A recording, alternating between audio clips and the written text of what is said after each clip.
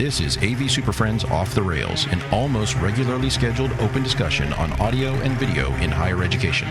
We'll sound off about our most brilliant ideas, our dumbest mistakes, and everything in between. And because this conversation will almost certainly go off the rails at some point, we'll end up covering just about everything else. And now, the AV SuperFriends. For July 24th, 2026, it's the best sounding, and I didn't even type something in here, and something podcast in higher ed. This is the AV SuperFriends Off the Rails episode number 142. It's a template, and I forgot to update it.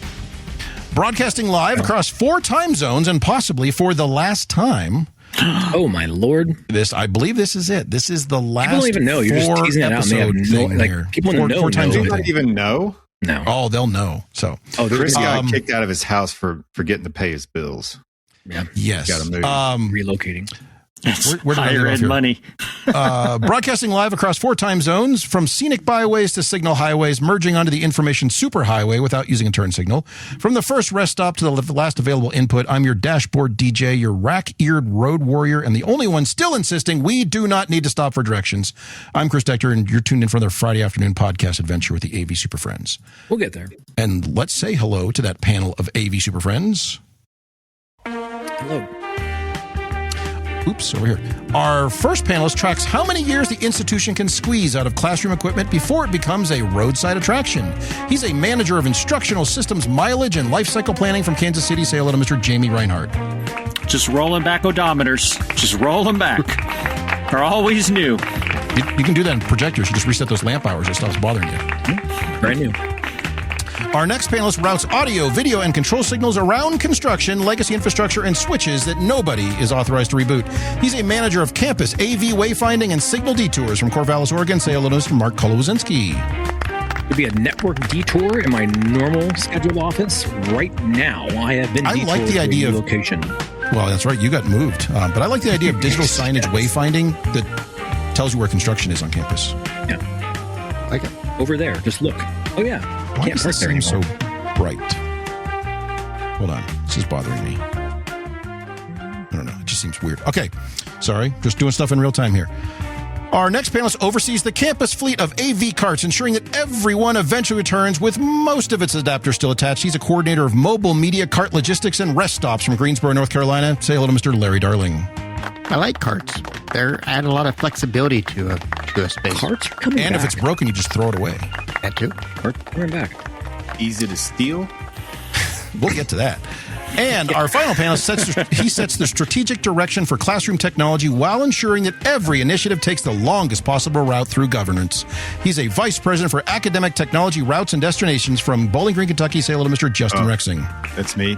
Oh, well, academic technology got routed right out of here, so we don't have that department anymore. Wait, what? It's gone. No academics or technology? See you bye. What would you say you do there then? Well, I got fired, I guess. He does information So technology. you and Chris are going to live together in a bridge, under a bridge, And up, down in by a the van river. down by the river. So on today's show, we're going to discuss refresh cycles and securing our PCs, but not in the way you think I mean it. Oh, boy. But first, let's do some housekeeping. So if you're listening to this as recorded MP3 while cruising down the interstate, sitting in construction, or wondering how you missed your exit 3 interchanges ago, we stream live on Fridays at about 3:15 Eastern or 12:15 Pacific, or whenever Mark finally pulls into the parking lot, because he was literally evicted from his building a little bit ago. You can join us live for the show on Twitter, LinkedIn, and YouTube. If you can't join us live, we still want you to connect with us on the socials. You can follow us on Twitter by searching for AV SuperFriends. You can follow us on LinkedIn by searching for AV SuperFriends. You can follow us on Blue Sky by searching for AV SuperFriends. And you can follow us on YouTube by searching for, you guessed it, AV SuperFriends. Whoa. Please don't forget to spread the word. Share this podcast with your friends, colleagues, enemies, random people at truck stops, and the family arguing over directions in the car next to you, or anyone else who might enjoy it. If you could pull up to strangers at a red light and yell episode recommendations through the window, that would be great. Probably not effective. I actually go through drive-thrus, but it would be great. And I order just by episode title and then just drive off. Oh, so you go instead of ordering something from them, you tell them what to listen to, and then you leave. And I leave. Yeah, and they're like, what the hell? Who is that guy? I do it every single morning. Do you go to both windows? Please pull forward. Exactly. If you want to support the show, please consider donating. Your contributions help us to keep bringing you the honest content that you love or love to hate, and help keep the AV Super Friends roadworthy, despite several warning lights on the dashboard that have been illuminated for years and the little piece of electrical tape has fallen off. Mm-hmm. You can find that donation link in the show notes or on the website. So it's time to buckle up, adjust the mirrors, ignore the weird noise coming from the back rear corner of the car, and let's get back to the show. Thank you for your support. We could not do this without you. Mileage may vary. It's just a child vomiting. That's all that back. I don't know what that sound is, but I'm turning the radio up a little bit louder. Yeah. So. It's usually the stench that follows that worries you. It's just going to drive. Whatever. Roll down the windows, figure it man. out, guys. Roll figure it windows. out. Figure it out. Let's see. Don't make me pull this car over, Chris. What was this news that was announced on the headline? So, yeah, we just decided on the news. We're going to talk about it right now. So you want to talk about the news? I guess so. I mean, it's that time. Here, right? Justin, are you ready? I came here for this, yeah. You've waited for it all week. Let's do the news.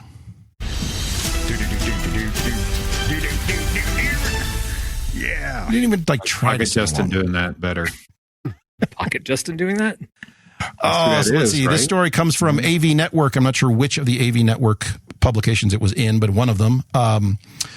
Ampetronic and Listen Technologies Ori installed at Brighton Station in the UK. The subheading on there is the Auracast broadcast ALS system helps passengers hear public announcements clearly, which is pretty cool from the standpoint of the technology application. This has been one of those long promised and kind of languishing deployments of technologies, because I think on paper we all love the concept of Bluetooth. Was it ultra low power? Sure. What's the term for it? Anyway, power, well, there's BLE, localized, yeah. Whatever it is, like the low power Bluetooth broadcast stuff you can do. Bluetooth low energy. Thank you, Jamie. Mm-hmm. That can just pick up whatever you're doing. Could be, in our spaces, program audio, announcements, whatever. But it just works with the stuff you already have. So that's great. If people have their earbuds in, boom, they can hear it. If they have hearing aids, boom, they can hear it. If they have phones from a non-fruit company who actually supports this technology, then they can hear it. They can hear it. Yeah.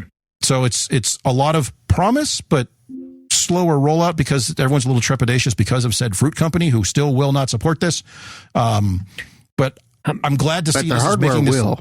The hardware will. The chipset will. Who's deployed? I thought Apple was a vegetable.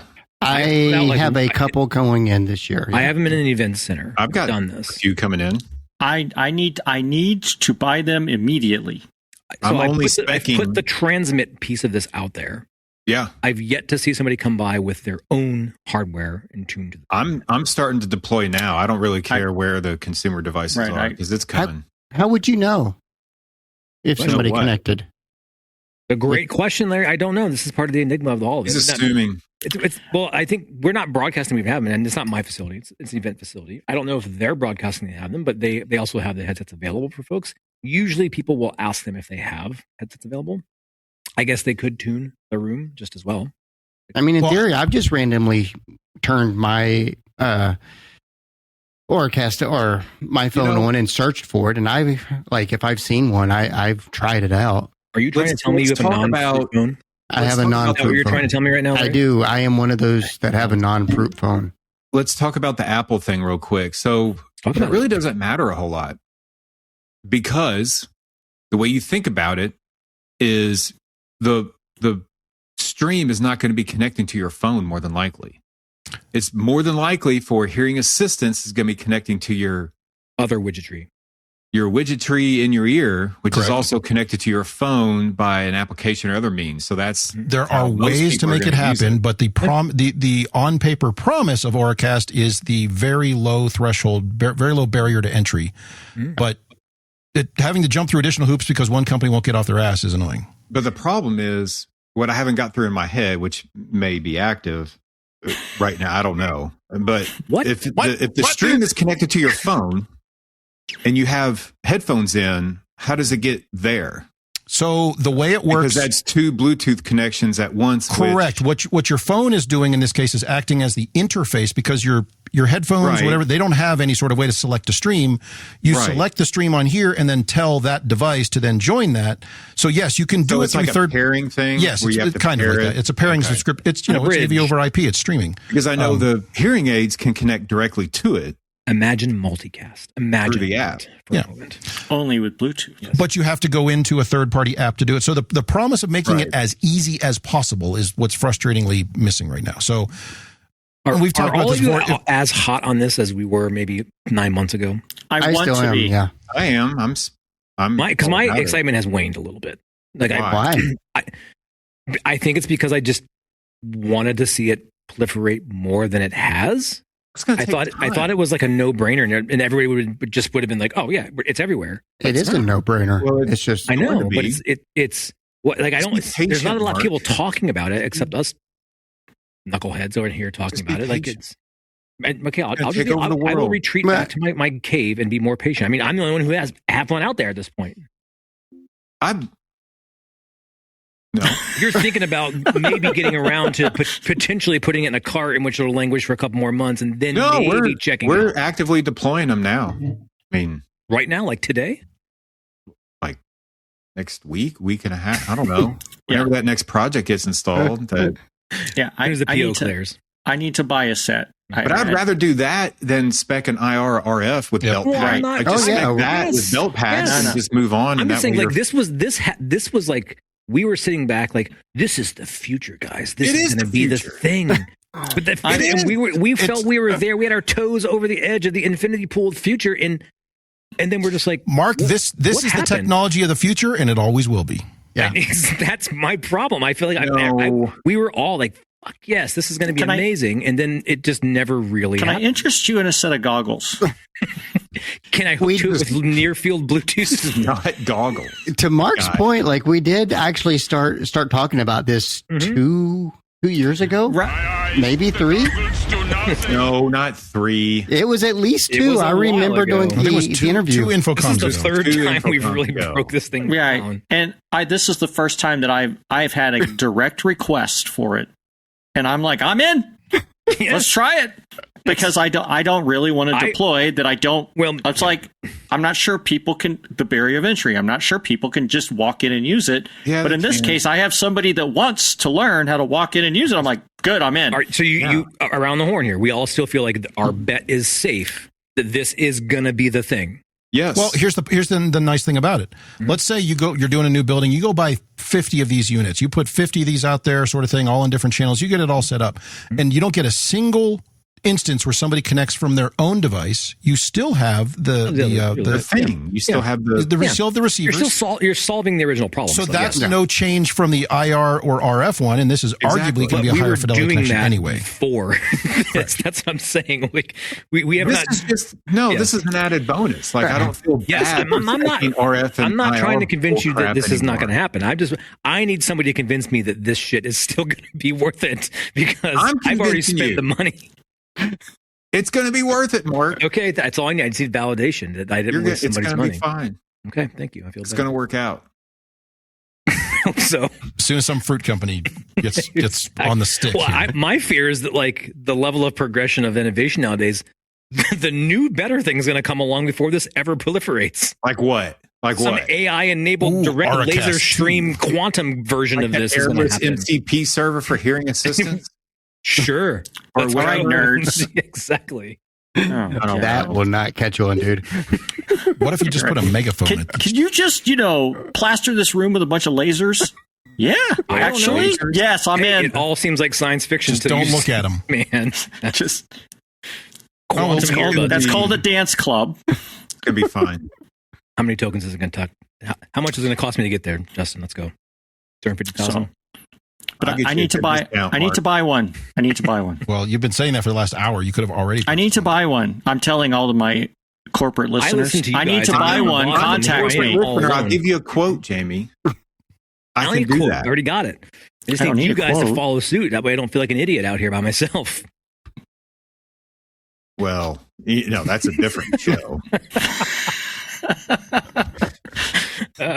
All right. So what was this news? Yes. So, in the train station, they now have Auracast. Yes, I'm not sure anybody can use. And only in that train station. So as soon as they go somewhere else, they can't hear her again. That train station. Only the non-Apple phone users at this train station can enjoy the luxury of this technology. Well, and but they also put them on the train, so as soon as the train leaves, no one can hear.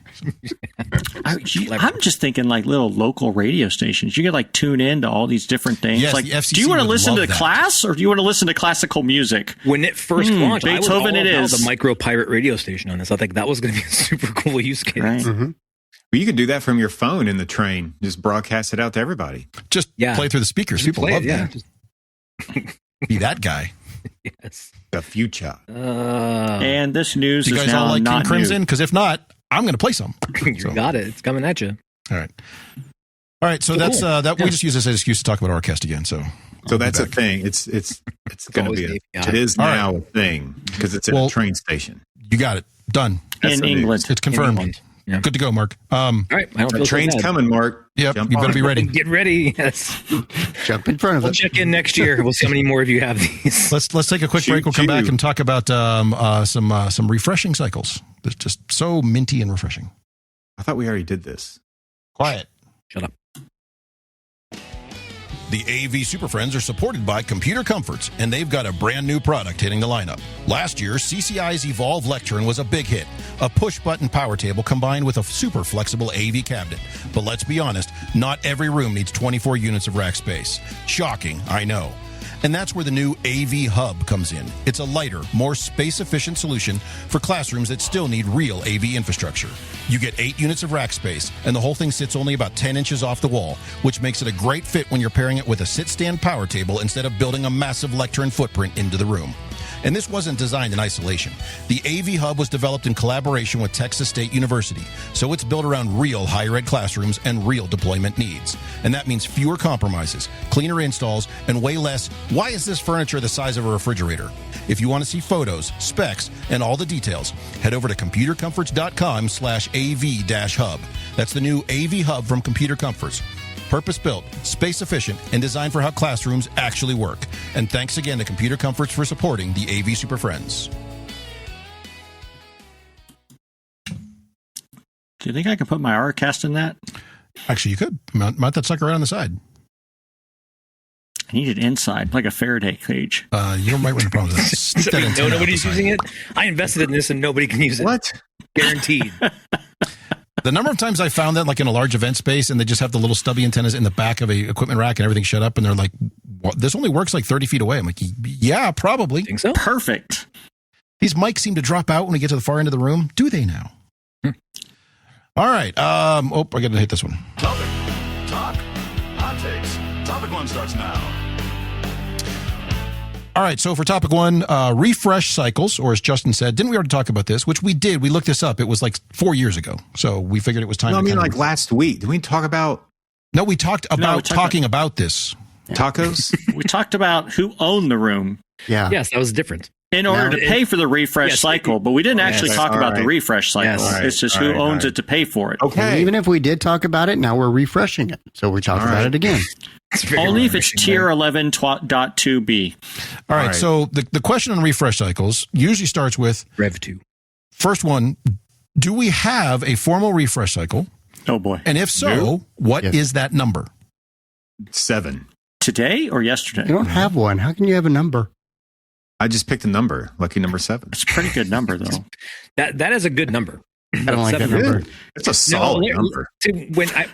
Memories of the lore of this conversation that you were alluding to, Justin, there's one little thing that comes to my mind all the time is that the magic Larry calculation. And it always comes, yes. It was a Larry number. 2 PC cycle is the target of the hardware in the That's room. the And correct way to do it. PCs are replaced every 4. Rooms are replaced every 8. And so, yeah, the PCs get replaced every 4 because, well, we have to replace them because no one ever seems to question that. PC, I bought a 4-year warranty. I have to get rid of it. I'm like, great. Well, that projector's been off warranty for like 6 years, but we're not going to talk about that. It's a very strange IT-ish And the approach to PC is things. not even half the cost of the projector, maybe, right? I'm just saying, no one ever questions the 4-year warranty on a computer and then replace it. But, well, we already bought the projector, so we're done, right? Like, no, you have to get, a new. Anyway, so I like the Larry, we need to put a name to this, the Larry equation, whatever it is, but like just times 2 it, make it 8 years every 2 cycles of computers. I think it makes perfect sense. Done. What happens if you're BYOD, though? That's not a thing. It is for like 2 people out there, I think. Or it will be a thing for our second topic at the end of the show. It will be. Yes. It may be a lot more people soon. Yeah. I like that as a framework, but there's probably a lot of folks out there that sounds luxurious. I would love to get there.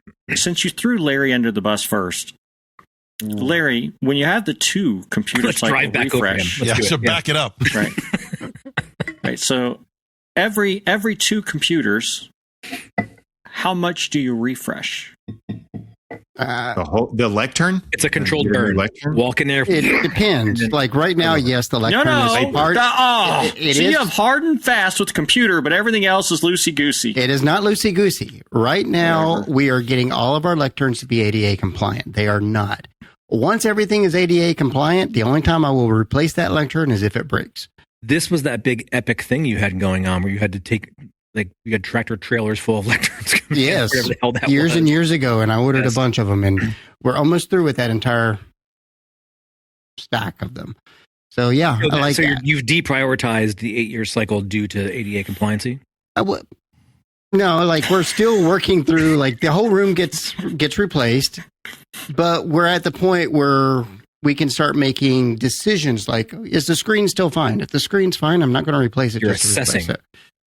I am not recessing. There are some rooms where I have to. Never do a refresh. You are not just throwing it all in the trash and replacing everything. No, we're not. So your at this refresh point. cycle includes what?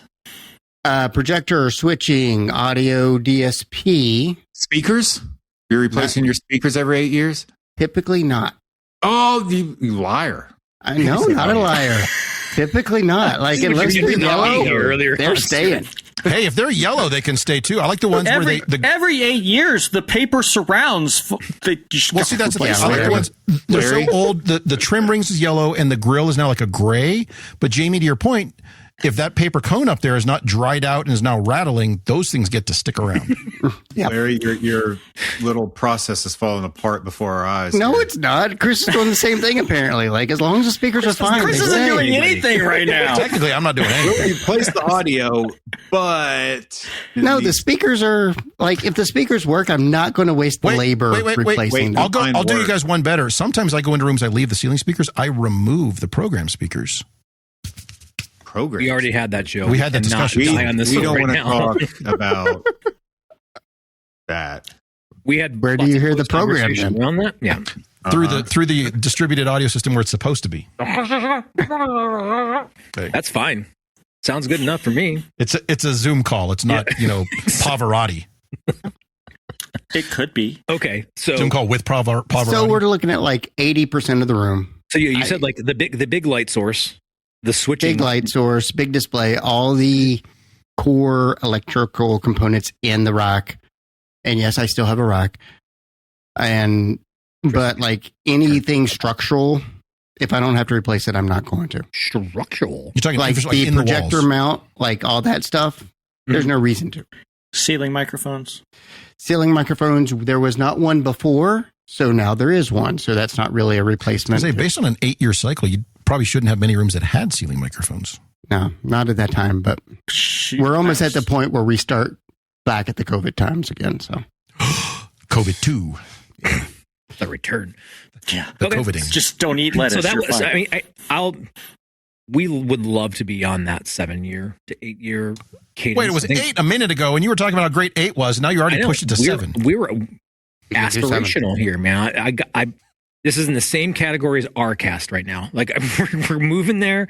It's when we can, right? And so, but it's not always that luxurious. We can't always do it. And so we'll push things out to 7 to 10. Mm-hmm.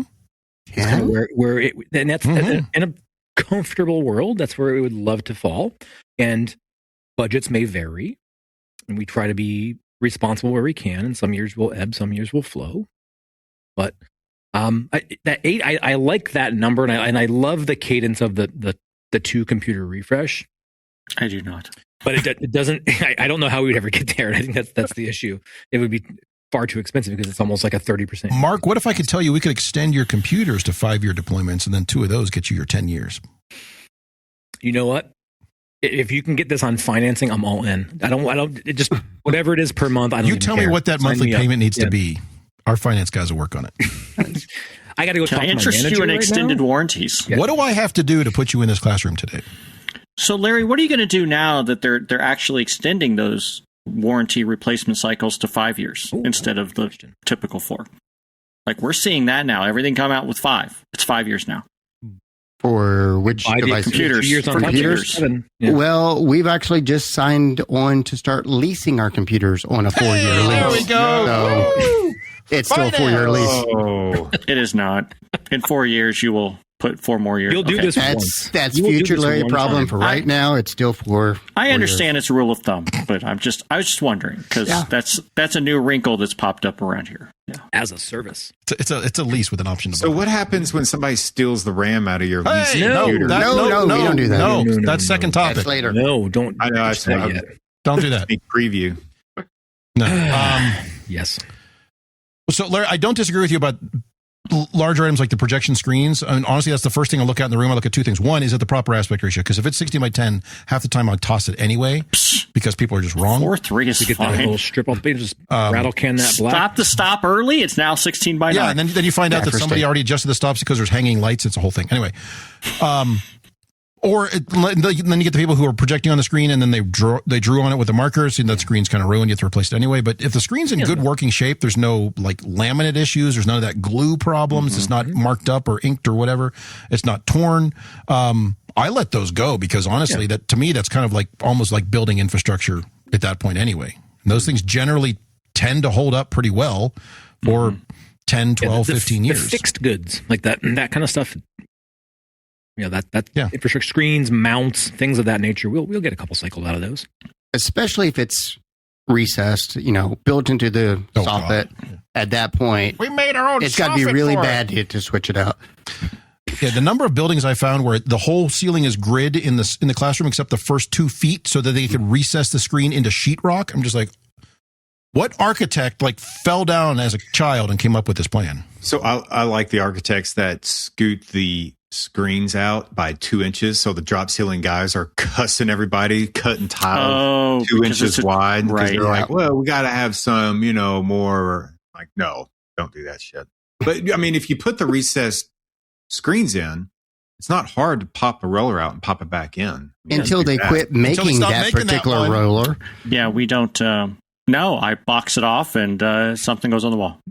Yep. Plywood over that. Wait. On the wall, we're done. Right, I lock it down. And if it's a beauty problem, the shade of white from the aluminum that goes for guttering, it's the exact width. It's the same shade of white. You just cut off that 10-foot section and you. So here's a question. Here's a question because I've done this quite a bit. I'm hiring an electrician or campus electricians, whatever, either way, to provide power to the new screen that I'm just putting on the wall. I have them de-energize the old screen and abandon it in place. And just drop it and just drop the power to the new one. Yep. Be done with it. Yep. It's the same cost. And now there's an old screen That up there. screen's going to be there for another 200 years. Yep. And it can be. I don't care. It's not my problem. Yep. It costs way too much money to have it correctly removed than it does just to box it off and call it done. It is really expensive. The only place I make can an adapter kit for that. The only place I can see recessed screens where they make sense is if you're a recessed screen in a room that has a very low ceiling and you need every inch possible. But there's far too many people. They love this concept of it comes out of the ceiling as if magic. And I'm like, great, that looks cool now. But in 8 years, 10 years, whatever, that just costs $7,000 to replace. Or the stupid clip breaks off of it and then the door just kind of swings. Oh, I thought you meant the tab. You don't get the door. The slot. I don't get a choice. If I had a choice, it didn't go in the ceiling. That's the choice. Have the conversation to begin with. Yeah, don't. We're going to put this in the ceiling. No, you are not. We're not doing that. So, let's go to the other side of this. Justin, you have the far extreme version of this, where you don't even have a cycle. You don't have a cadence. No. I mean, is this just piecemealed in? Like, here we go. Let's just find out. Just keep it running. We try to educate, through all the project meetings that we have, but most people just spend the money on whatever fire is burning that day and not worrying about technology budgets going forward. So if something breaks, then they worry about it then, and that's kind of how the refresh cycle goes. Have you gone through the exercise of having that in your back pocket to kind of fight against that? Be like, hey, if we refreshed X amount of time? Yeah.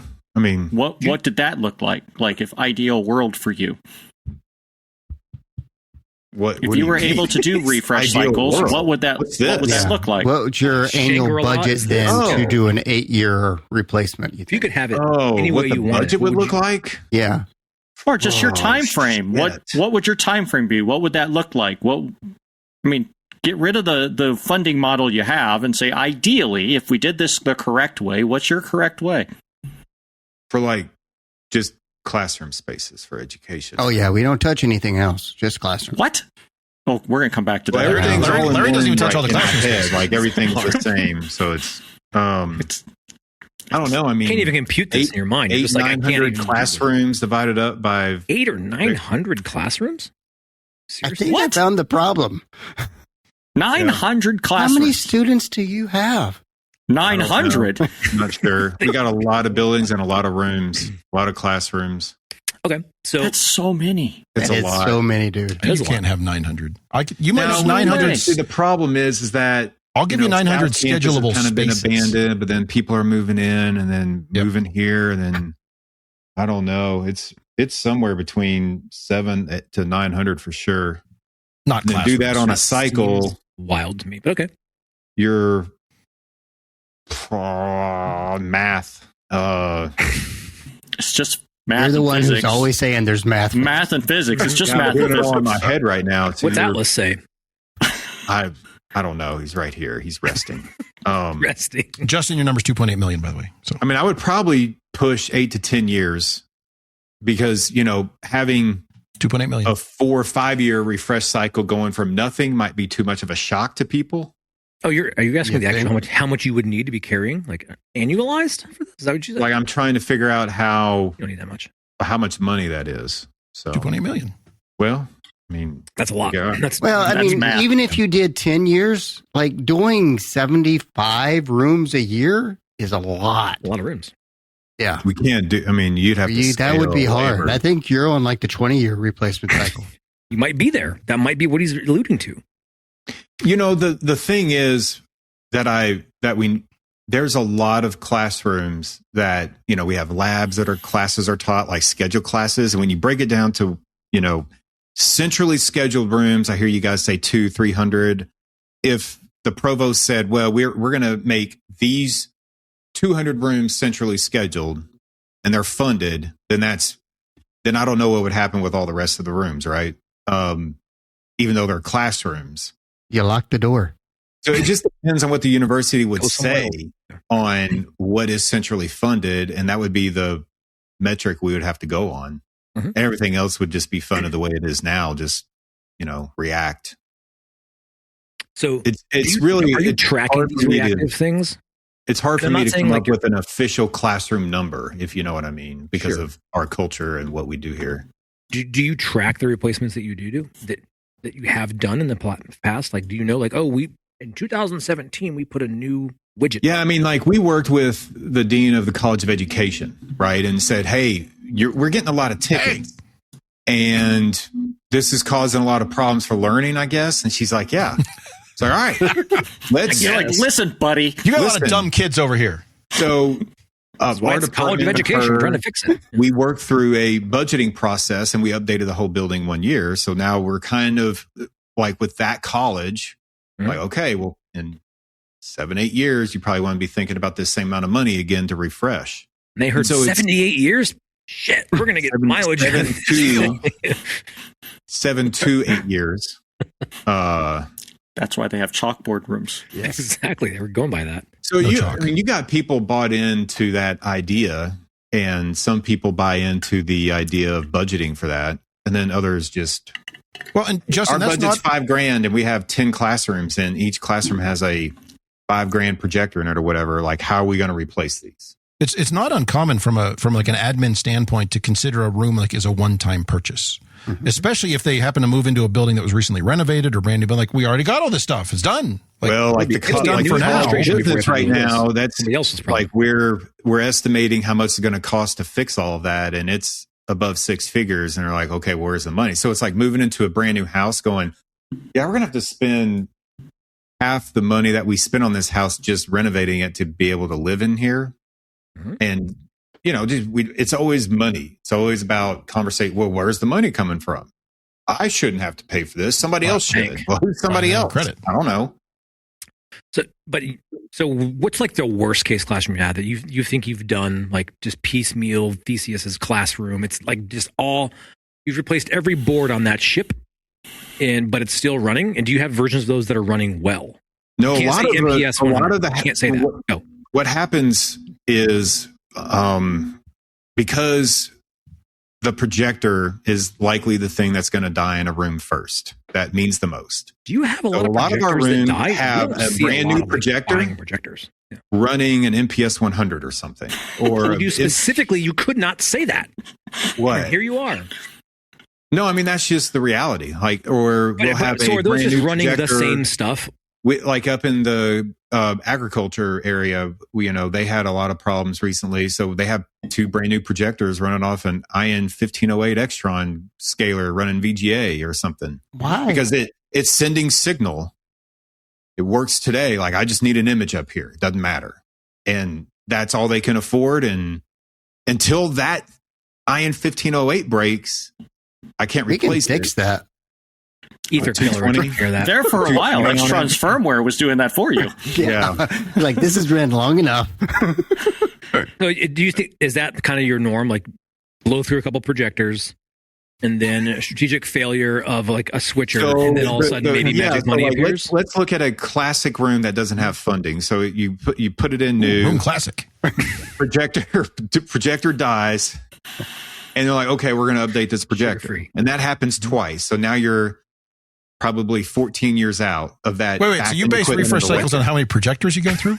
Yeah. That's worse than my computer thing. Yeah, that's worse than the computer one. I said it was the other extreme. I'm going on metrics. This is not the plan. This is like average metrics of what happens here. So what you're saying is they have to like build a threshold. Projectors. Hold on, everybody's talking at once. Nobody can hear what anybody's saying. I can hear everybody. Projector dies at once, or whenever, and let's say the system is 7 years old at that point. And they're like, well, 7 years old. Justin, can we just replace the projector? I'm like, yeah, I guess, and we can make this shit work. And we do. So we put the new projector up there, update the code, and then let's say they go on another 4 or 5, 6, 7 years, and new projector gets put in. We try to tell them like, hey, this lectern equipment's like Windows XP Service Pack 3 type shit going on here, right? And they're like, we don't care. It's in signal. And then when that thing dies, they're like, well, what are we going to do? Well, we got to buy this new thing. It costs this. Or I can just plug this thing into the wall. The projector Hold on, I'm not done, Mark. Hold on. Okay. Or the option is, and we're honest, we're like, I can just plug this computer into the wall to this projector. You lose sound, and you can just leave this old stuff here and bypass it all. Let's do that. That sounds cheap. Like, all right, it's not going to plug it into the wall. Well, how are we going to turn it on? We're going to go find the remote because this button panel is not going to work anymore. Tabletop speakers, right? Just on the. I dare say okay. We don't need audio. We don't need. We're biology. Cells don't make audio, so we don't need. Well, they do. They don't. You can't hear the cell. You can't hear meiosis and mitosis. So, it's fine. It's like, okay. And then a few years later, like, why don't we have sound in here? I'm like, let me explain the last 14 years of my life. And then I have to tell the new person that lives in this apartment why they don't have sound. This is an actual real story. I guess that it was. Yeah, I can imagine. Find sound for all the rooms. Specific. Yeah.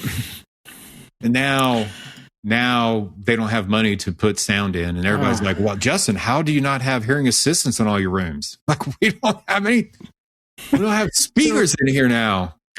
So let me couldn't afford the amplifier. It's a pause, just a beat. Okay, for a second. So refresh cycle doesn't exist, right? And so, but it's all reactive. It's just. I got a couple things out of that. Okay. The one, yes, the recycle. There's no refresh cycle, or I'm not sure what service you're delivering now.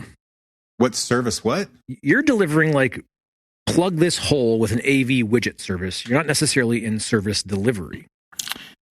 Well, it's like emergency services, triage systems. Yeah, it's all triage. Think of like a car mechanic, right? And that's he service. makes sound. Right. That's you some kind of need to be service. a fleet car mechanic. You are not looking at it as a fleet. You're just all one-offing everything. Well, you could buy a new car, sir, ma'am, or we can replace your engine. Well, do you have like an engine out back that, like, does Yes, the Surflet have a you're there TV that saying, we you know can what? use? I have an engine for you. You know what? Oh, I have it. And you I've got this tell him engine you're out of this selling him the bus. engine. Stop selling him the engine. We can't lie to people. No, but you can say I'm in service that's delivery. called sales, sir. Yes. So it was fascinating, but thank you. But not everybody acts that way. That's just the worst case scenarios. Like not How every much percentage of classroom your is that stuff way. is It's worst case just- scenario? I'm telling you the worst case scenarios on our campus right now. Well, if you have between 700 and 900 rooms, I imagine there's a lot of those. There's a lot of worst case scenario. Yeah. There's a lot of, Just that many rooms alone is the worst case scenario.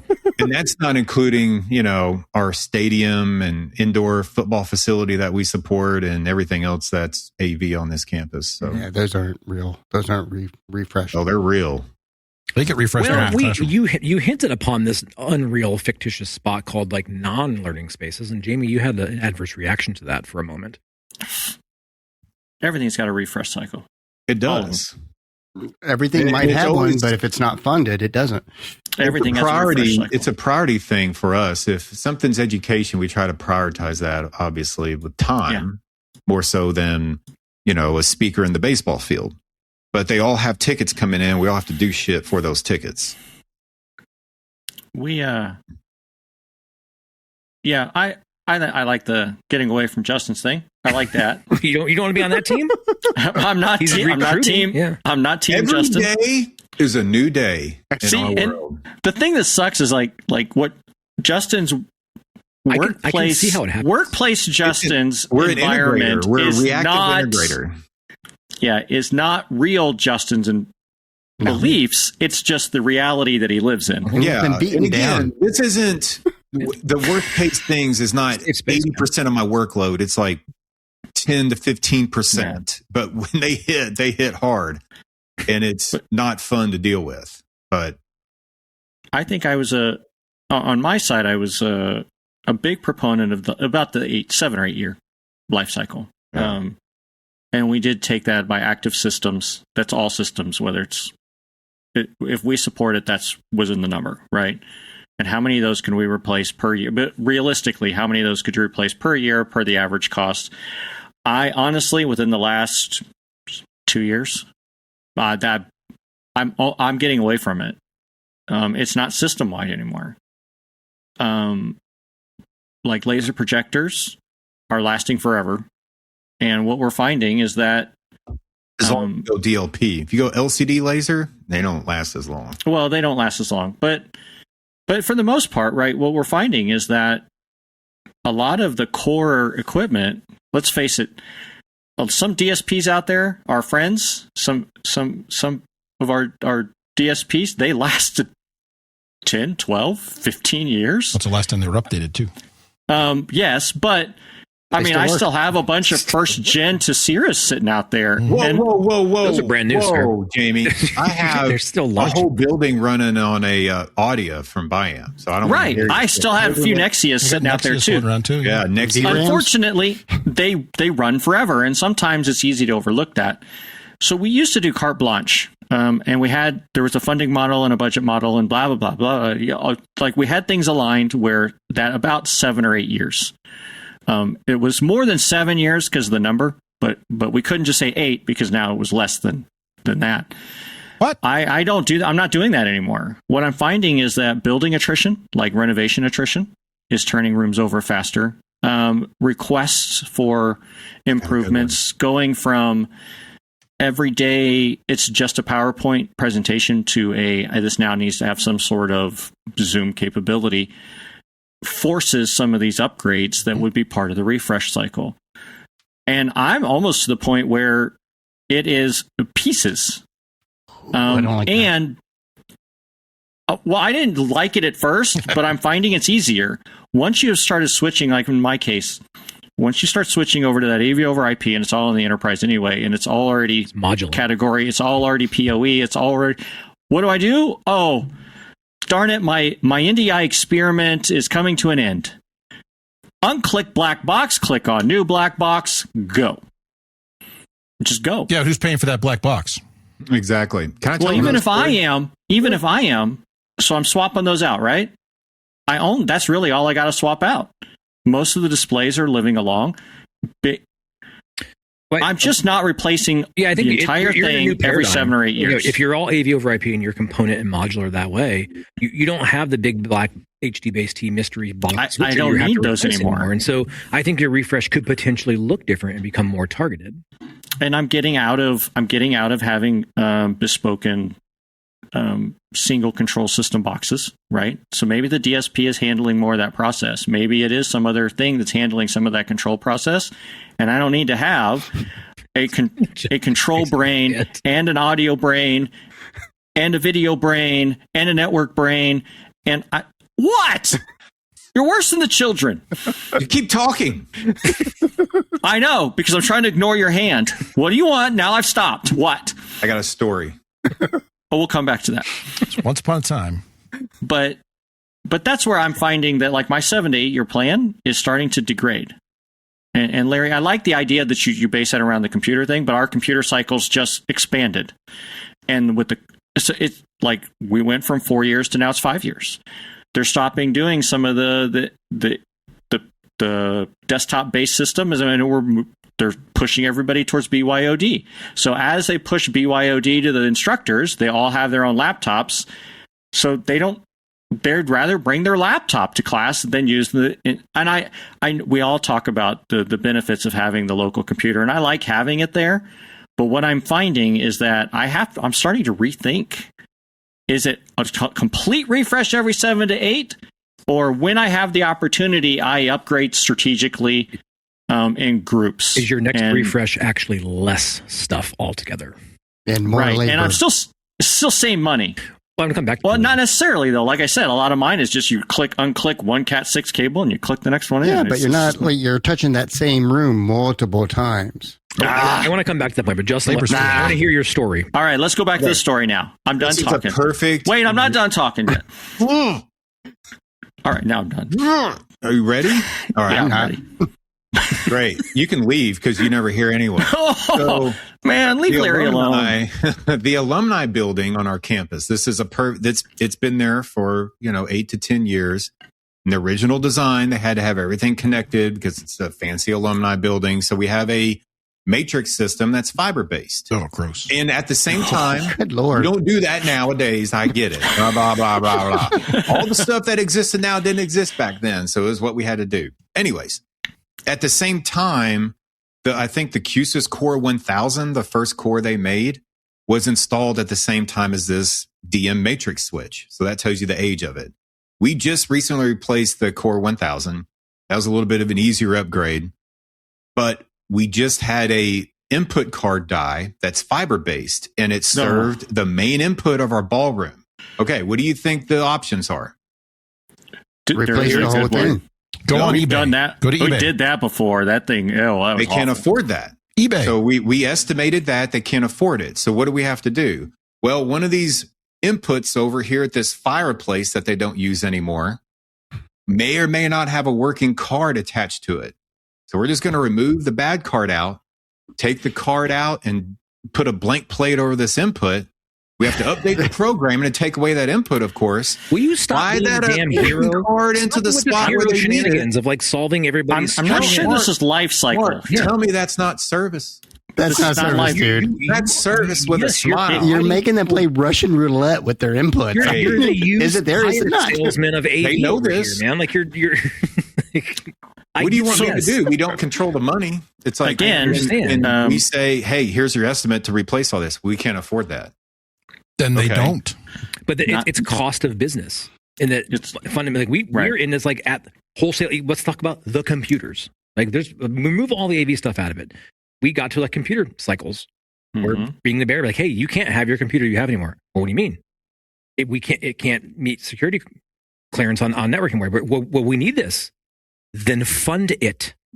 If it is that critical to your delivery of your curriculum, then you are not doing your business any justice. Turn that off on the network side. I can't not let them do things to AV. Yeah, but I don't. Well, maybe you are. I'm taking the far extreme of it. I think there's a better story to be told to them when you're meeting with them and consulting with them. I know you're solving the immediate thing, but you're just kicking the larger problem down the road. Right. Oh, it is, and they know that. I was like, you're kicking the bucket down the road. Yep. Next year's problem's next year's problem. I was like, next year's problem could be next week's problem, bro. Like, that's not right. It could be tomorrow where this whole thing dies. So everything that we do here could be wasted. Yeah. And this is why we waste a lot of labor time. Yeah, you're running around plugging all these leaking. And we tell them all that. We're honest with them. Like, that's a dumb decision. I know. It's all our budget can afford. Yeah, okay, here we go. So the Alumni Center of all groups has money. Yeah, they just don't want to spend it. They just don't want to spend it. No, they just don't want to spend it. Prioritization of money is the problem. So, with Justin, a lot of these. I'm not going to disagree with you on across the board, but I will say in some of these scenarios, sometimes you have to let shit burn. But Chris, okay, well, we have X amount of budget. Problem happens, May. You already spent 80% of your money by then. Shit. What am I going to do? I got to wait. Yeah, but being the hero isn't helping. It's okay to get things functional, but knowing like, hey, this needs to be prioritized. And you have a deadline here. That's fine. It's ticking. But you can't just your deadline. solve, and then just that's it. But I understand the responsive, reactive nature to keep things running. That's not an organizational like enterprise approach to service. You did make a really great case of why we should have refresh cycles. Yes, I agree. It's not like I'm saying that this is awesome. I'm not saying that this is the way it should be done. I'm just saying this is what ends up happening in reality to a lot of these. No, I run into that with departments across campus. Like, we can't afford that. I was like, yeah, because you spent that on something else, and that's your prerogative. If you wanted to send people on research sabbaticals or whatever, that's fine. But then you can't look at me just like, well, why can't we put Zoom in this room? Like, because it costs some bucks that you already spent. Mm-hmm. So I think telling that story is important. I think there's a couple of things that Chris, you're coming out of a situation recently where in many schools, I think, are trying to get to a point where they can have a refresh cycle, right? Where they feel like there's so much technical debt from the infrastructure layer. So, if you weren't doing AV over IP and maybe you're in traditional baseband or HD based, whatever it is, maybe you don't have everything aligned. How much of your current refresh is about bringing things up to a standard so that you can have a better cadence and maybe have a more modular approach? That was the first time that we actually started refresh cycles, was that bringing things to alignment. But then once it's in alignment, you become where I'm at now, which I'm trying to rethink about how that goes. But man, it took forever to have alignment thing. And like you said, Chris just ran through this at his previous employment. Like, it's got to set standard somewhere. It took multiple years, and it was of the larger project cost to do over 120 some rooms that we touched over 2 years. Between 25 and 30% of that cost was strictly for construction related infrastructure.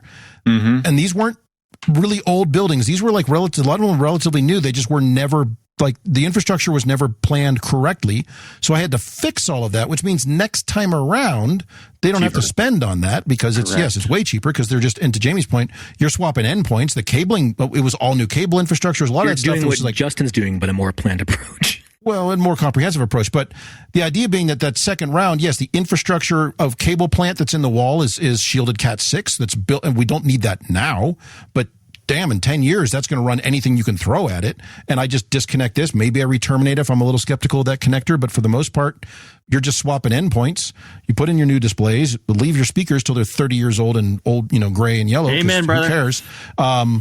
And you're good to go. But most importantly, the infrastructure. I'm not reopening walls because that frustrates me to no end, is to go into a building I know is less than 10 years old and I'm opening sheetrock walls to get into stuff that I shouldn't have to do. So there's a huge cost on that. So yeah, the infrastructure cost is, if it's never been planned out. And that's the other frustrating thing is like new buildings, just like new buildings, like, oh, we put a single floor box over there with like one tiny little 3/4 inch EMT. I'm like, cool. So let's get got a half inch. Let's start coring floors. The worst thing about this being reactive is that you wake up the next morning, you never know what's going to hit your plate. Wildness every day. And you never know what ticket, you look at a ticket and you go, oh, damn, that's going to be it keeps things interesting. Conversation, and I got to come up with all this refresh cycle terminology. Point, one of the things I spent a lot of the funding on that I had available was on what we call threshold, but was spares. Mm-hmm. So for scenarios like that, hey, I know. Spares, but well, what I'm saying is, I know there are some mission critical spaces on campus. Like, for example, you're describing your alumni center.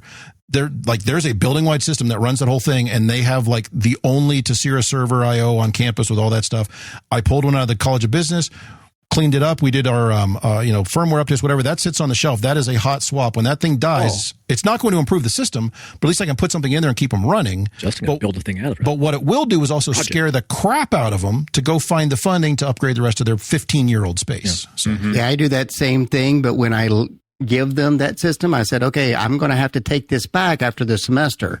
It gives them a ramp and... So, Larry, I had that conversation with somebody in our College of Health Sciences. They were like, well, we just want to leave all the old stuff in this old classroom for like a teaching lab. And I'm like, that's cool. The projector is mine. The cameras are mine. The audio system's mine. The touch panel's mine. And the computer's mine because I've already replaced all these with my spares. So I can take all my spares back and you have two things. And they're like, so we need to buy new stuff. Yes. So, Jamie, have you gotten to a point where let's call it a modern room that's been redone, it's AV over IP or whatever that threshold you were shooting for that standard? Have you reached a refresh cycle on one of those yet? Because we have here. And honestly, we walk in there and like, these things still feel pretty good. Like for what they are right now. Like that first generation of AV over IP, we have reached that threshold. Yeah, I haven't reached the threshold with the first gen of my AV over IP. Now, when we started the whole refresh cycle, when we started having the conversations of, is it 7, 8 years? Is it 10? Is it 15? Is it 2? Budgetary. So those are all HD-based T-switchers, the all-in-one boxes. Now, we have reached the end of those lives, and we have looked at some of them and said, you know what? For the most part, it is doing everything it needs to do. It is fine. We can use that refresh money over here where it is absolutely not correct. Get it to the AV over IP standard, and almost like we'll start swapping places. So if we hit year 8 on that HD-based T room, but I have a year 6 that's dying, I'll swap their places and try to hit that next year. Right, 100. So, or I sort of vote. So I'm just now in that new challenge of. Back to your question of going, some of these I don't need to do all of it. Well, I think that I really don't. That's the question. Like we started off with like that 7 to 8 year, but why? Where did that 7 or 8 year number come from? Because before it was just like run it till it dies. We were getting 12, 15, 16 years in. What was happening was that we would get bucket money, right? Oh, this year you get money from way too much money. You can do 60 rooms this year. So you did 60. Well, I'm never going to get that 60 again. It's that capital. It's the COVID money, which most of our brethren in this industry are now getting to the end of COVID money going, oh, crap. We did all that with federal funding money that we're not getting again. And next year's the year. I understand for something to break out here. I mean, we've tried it with lettuce. That's where that money came from. That's where the time frame came from, because now we can budgetize it out. Now the computer replacement, we do 30 a year every year. That way we know exactly how much to budget, exactly where our inventory is going to go. I don't need that anymore. I understand the functionality hasn't changed, and so you walk into one of those places and it still feels relevant. But isn't part of the goal of the replacement cycle to guarantee uptime? Because we don't want to interrupt teaching and learning. I think for the most part, that gut instinct is that it is able to maintain some semblance of you need to be careful reliability. With that word guarantee uptime. Well, yeah, not guaranteed, but if the manufacturer warranties it for 7 years and you're running it for 14, there's a good chance something's going to happen. The Larry Darling lock of the week. No, that's correct. And a lot of these in the regular 30 to 50 seat hang and bang rooms, even if it freaking died tomorrow, I can get it replaced pretty quick. Sure. Now, to Justin's point, or the whole building system, or the card chassis, the 64 by 64 BS nonsense that hasn't been updated since version 1. With redundant power supplies. That's a problem, right? Yeah, we only have one of those on campus. Just have I've got a few. and it makes me so angry. I have pallets of them. I don't believe in connecting an entire building together. It's just this one thing. Well, now we can with AV over IP, right? But even then, I don't really. All of it goes to the enterprise. We're good. Don't worry about it. You're fine. Yeah, whatever. But I think that's where the time frame and the money idea came from. It's what can be, what can you swallow every year, right? What's the funding that you can deal with? There's one other item that we're overlooking that set the historical groundwork for this 5, 6, 7, 8 year sort of time frame. There was a number of significant technology improvements in a short period of time between about, say, 2000 and 2015. Every couple of years there was something new. I mean, you had your move to digital, to including video conferencing, to different transports. So there was, your resolution increases. I still, on occasion, find a lamp-based projector that's like 1200 by or 1280 by 800. I'm just like, get that out of here, sort of thing. But it's just like, and people are like, yeah, our image looks soft on there. I'm like, yeah, because the computer is set to 1080 and that's it. Yeah. The aspect changes on screens and things like that. So there was a number of these kind of like incremental things that you could see, feel, and touch pretty quickly every couple of years. But you're right. We've kind of gotten to a point now where everything's so incremental now. Spatial audio came out. Come on. What? Shut up. 21 by 9. And 21 by 9. I'm glad we're right around to that. But the analog to digital transmission really made a big difference. There's still those changes going on, but it seems now most of them are kind of under the hood changes. It's changes in protocols, it's changes in capability, it's changes that you and I see, but the person teaching their physics class never sees that. No idea. Hey, this room looks the same. What did you guys do in here? And so I think that's set that groundwork for like that every 5 or 6 years we're doing a full update because it was a significant, whoa, look at this room now sort of thing. But these days, I mean, when active learning really became a thing, about 15 years ago, I think, when everyone's like starting to build active learning rooms everywhere, that was a big change to the learning spaces. If I update an active learning space now, okay, new displays, let's do spatial audio, Larry, because why not? I'll do different transport and all that, but the room is going to pretty much look and operate the same. So I think the last thing that came out from my perspective that's made me change my infrastructure at all is USB-C. Like now that's everywhere. That's not even there yet. It's not there yet, but that's the one big change in how my classrooms look and act in the last. Just fix with the $30 It's just a different adapter. Box. You got to click on the end of that Cat 5 cable, Larry. Trust me. Well, yeah, exactly. You just click a different box on there. You got to go, and that gives you video, and that's all you ever need out of it. Can I interest you in an overflow room? But Chris, I think you're right. I think there for a while too, we were driven by decisions in the change in our environment, the analog to digital, the AV to IP, the wide aspect. We had the lamps to lasers. Mm-hmm. That was a big one. Lamps to lasers. That was huge. We had a pretty good push for the lamps to lasers, and then digital. I really need this connection, and clients really pushed that. And that was reactive. And ever since kind of what Chris is saying, it's all the same. It's going to plateau. So I don't need to update this stuff. It still runs fine. And that dasher cam comment, that about the car, like 175,000 miles, brand new. So damn it, Cam, making sense. I buy a car, I run it till it dies, but I also maintain it. Oil changes. Hey, whoa, sir. Yeah. So Justin, I'll drive that sumbitch until it just blows up. So a lot of my cars that I've had have 250,000 miles. It's funny you mentioned cars. That was always the example I used at UW was how old is your car? Because people are like, this room's brand new. It's only 5 years old. I'm like, how old's your car? Like, people don't keep cars out. Now, granted, I'm like you. My truck is 19 years old. It is fine. I've had, I counted this the other day. I've had 3 cars in 35 years. So do the math.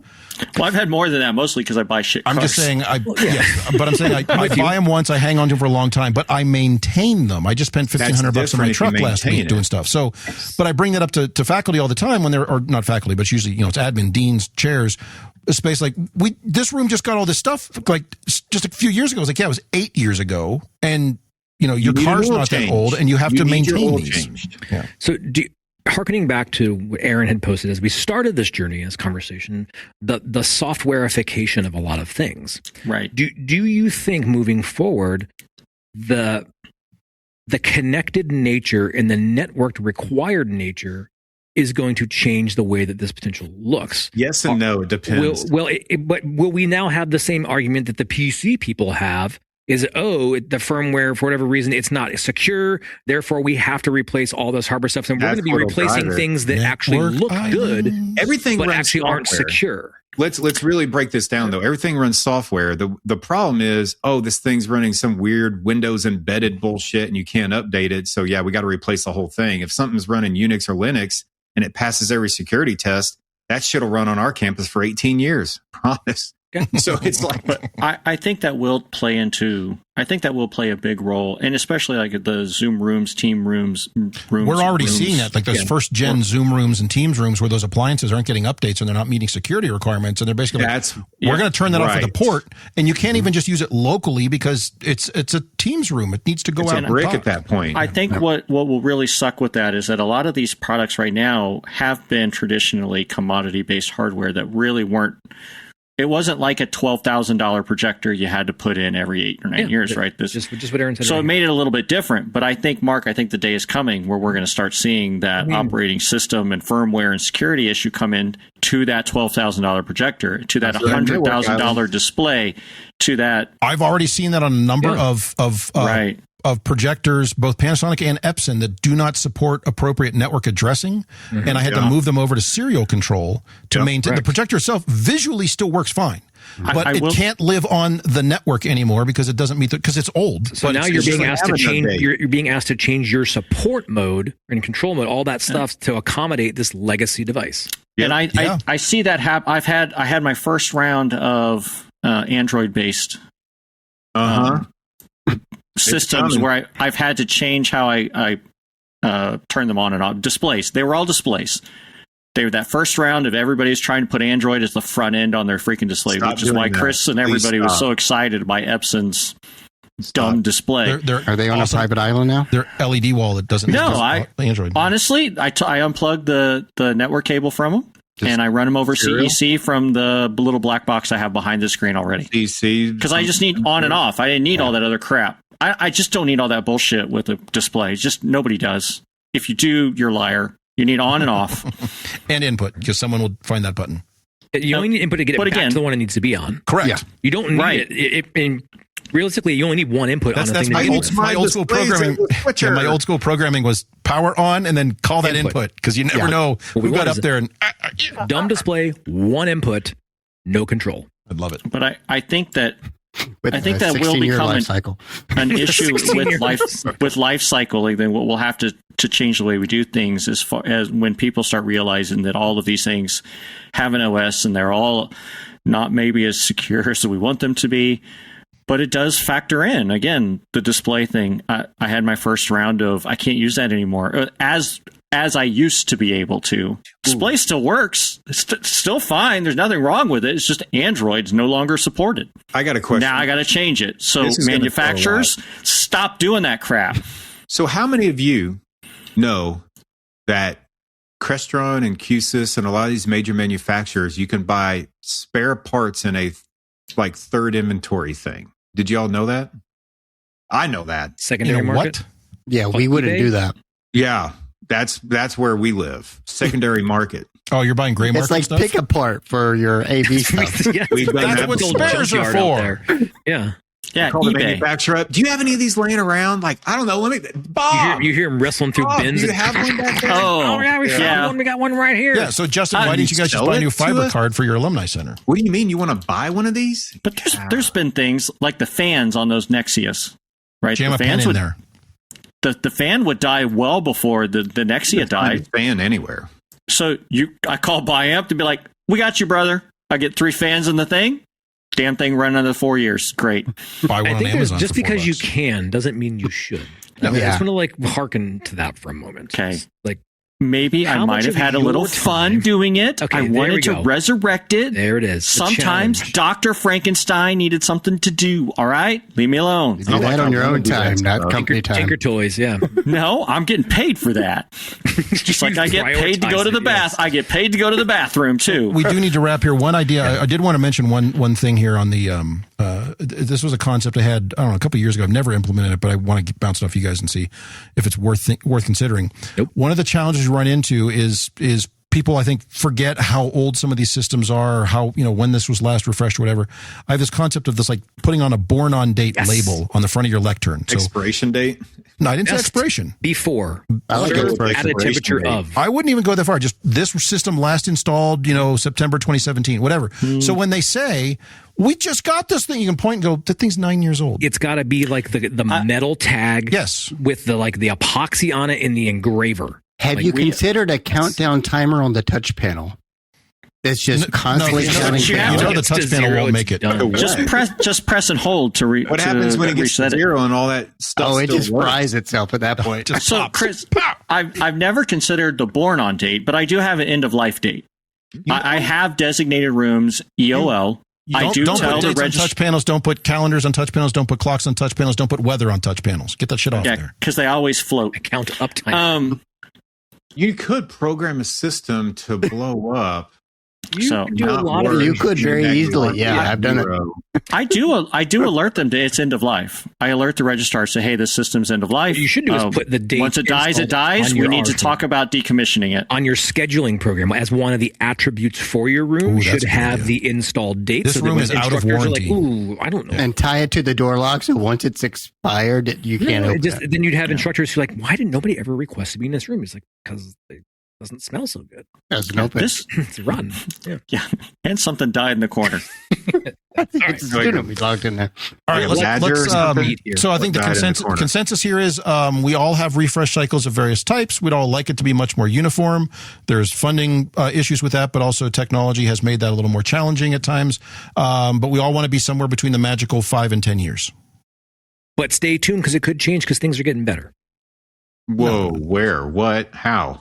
How are they getting better? That's for another show. But we did also talk just a minute ago about security. So let's talk about a different type of security right after this break. The AV SuperFriends are supported by Neutrik Group Americas. And you know what the AV industry needs more of? No, not another cloud dashboard. We need training. Hands-on training, because before the network, before the room system appliance, before the AI camera that insists on looking out the window, there's layer 1, the physical stuff, the connections, the infrastructure, the things that either work or ruin everyone's afternoon.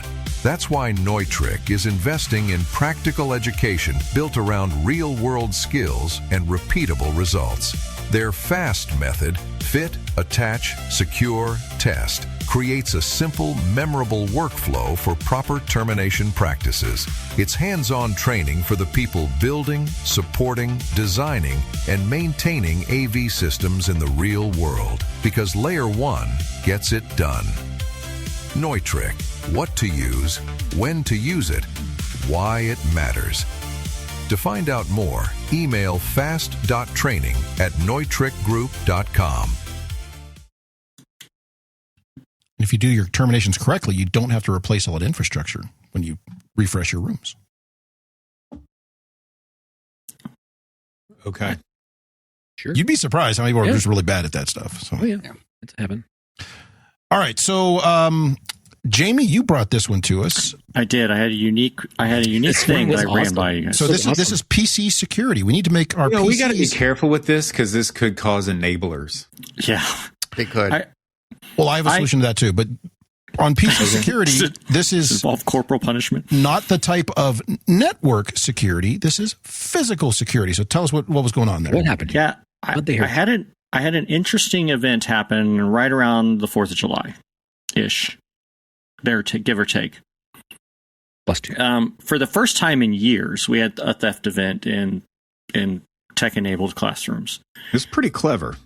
And typically, in the past, it was projector, right? It was the Blu-ray player. It was monitors, displays, whatever. Maybe the whole PC. Nobody wants that anymore. Nobody cares. And we kept getting some tickets out of one building that was the computer won't work. It keeps going to black screen. It keeps going to says it BIOS errors, and so it's like what? Or sometimes it won't even turn on. Yeah. And so the technicians all went over there, and the first wave of technicians They hit the beaches. They stormed the beaches. Well, what did they find? It may the first round. They may have been. Well, it's there. I don't know. Yeah, there's a thing. It's like a pier's right there. What are you talking about? It's right there. What had happened was the theft was the RAM and the SSDs. They pulled the computer out, and in some cases they cut them out. They pulled them right out there to their feet. They cracked the case open, took out the modules, put the case back together, and just jammed it back in the place where it was. Because they can take the RAM and the SSDs to eBay and make twice as much as that computer, display, or projector is worth. And that is not something that because all of our computers are chipped and they're now trackable. If you plug them into your house, they report back to the mothership, and Microsoft sends out some goon squad to break your knees or whatever they do. I don't know. But it's exactly that. Yeah. Well, Apple's kind of that way. So we haven't worried about a lot of this stuff in a long time. We don't put giant padlocks on it or anything else. But even the ones that had locks, it was still just easy enough to open it up. Mm-hmm. They didn't have to take the whole thing, and it was put it in your pocket and walk out. And so I came on one of our planning meetings, and I asked you guys, I was like, is this a thing? Or is just I have a really smart thief in my area? And I was afraid to bring it up on the show because now there's other people out there going, yeah, sorry. Cam's probably out there going, I think I can make some dollars. That money dashing around. Yeah. So, but is this a thing? Have you guys seen any of this? Because after a minute of thinking about it, you're like, man, that was genius. It's pretty clever. No, but I'll see some of this now. Thanks, Jamie. But how do you prevent? I mean, is there a way to prevent it besides going back to the old lock them down, don't ever access anything, mounting brackets? What we all don't want to do is do BYOD. Or lousy Android embedded. Well, on that same note, you can buy the newer ARM-based systems, both Mac and Windows, have the memories embedded right on the motherboard. It's not removable.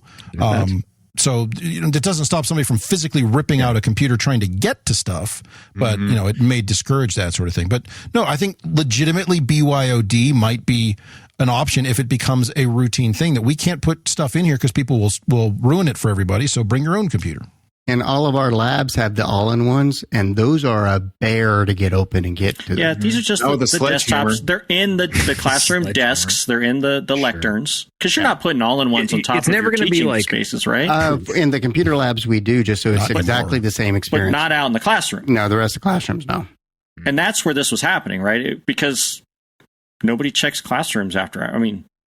Yeah. Go in and do it. Well, let's hope that they do now. By the way, a lot of these deficiencies have been addressed. Service, yes. Let's hope they don't tumble to the fact that all the wiring we've been installing is just branded copper. They can start ripping that out and going back. That's not a whole lot of copper. There's more rubber there than copper. So yeah, but they can get enough of that. They can make $15. So yeah, this wasn't about a lot of work. This was about like just the inflated cost of RAM and GPUs. Yeah, it's the price gouging going on with memory right now. Crazy. Yeah. So, but I mean, it's interesting that. That causing this type of concern now. Well, and it wasn't a concern until I brought. But has anybody heard anything more? I mean, am I an isolated case? I'm sure it's happened to somebody else. You got some smart criminals over there in Kansas. Mm-hmm. Well, they moved here from Kentucky. Yeah. Oh. They're like, I don't want that old RAM. I want this new RAM. I do find it amusing somewhat. Not to laugh at your plight, but. I do enjoy my Schadenfreude. We had a couple of tickets come in because our favorite team, our PC people, went around to swap out some computers and didn't put the new ones back because I'm just removing the computer. That's someone else's, it was a whole thing. So people go into these rooms and like, hey, my work order says remove. Well, and our trouble ticket said computer doesn't come up on the projector. Well, we go in the room, we're like, well, where the hell's the computer? Yeah. Like, see at the bottom here, there's a bunch of wires. There used to be a box there. Where'd that go? It was a whole thing for about a day. So it was.